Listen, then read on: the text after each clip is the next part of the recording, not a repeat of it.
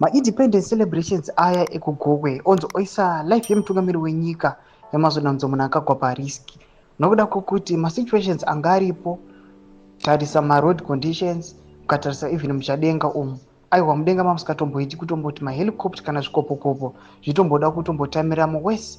Mahelicopter acho anozikanwa kuti aiwa last year pilot wemutungamiri wenyika aiwa akashaika akafa after yaita mafailures again. Sana mina masvika mudanyirwa pana mudobva wasubscribe like on the bell icon timina mzimu aya mudanyira chiti vanotanga kuposta mapictures amuri kuona awo mudanyira chiti sweet propaganda who advertise flawless images of a neat independence grounds venue like this one by ZANU-PF Twitter handles. While investigative journalism will zoom closer onto one of the pictures and bring out the dangers hovering on the president's life today. The mud patch at the corner of the image shows the real picture of the state security situation in Gokwe.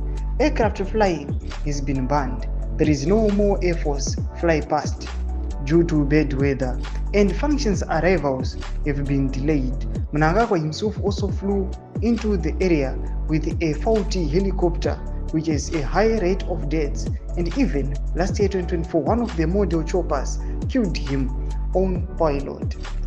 Ndo masvika mudanyirwa panapa ari kunzi aiwa mutungamiri wenyika muzora nhasi aupenyu hwake hwanga huri pariski, hapana panga chatombofamba murodhi mamaona marodzi zvanga akaita even muchadenga aiwa mahelicopters mumaziva machopa aya last year imwe yakadonha yakatadza kuraisa up in the sky ikafeila ikadonha, one of the pilots akafira pasport. Mashoko panapa ari kubuda panapa chinzi aiwa today life yemutungamiri wenyika independence day au yanga iri pariski yakanyanyisa. Bodza mafungiro enyu not kudi pamusoro pemaplanners nemaorganizers navanhu vakapiwa matenders for this independence ceremony.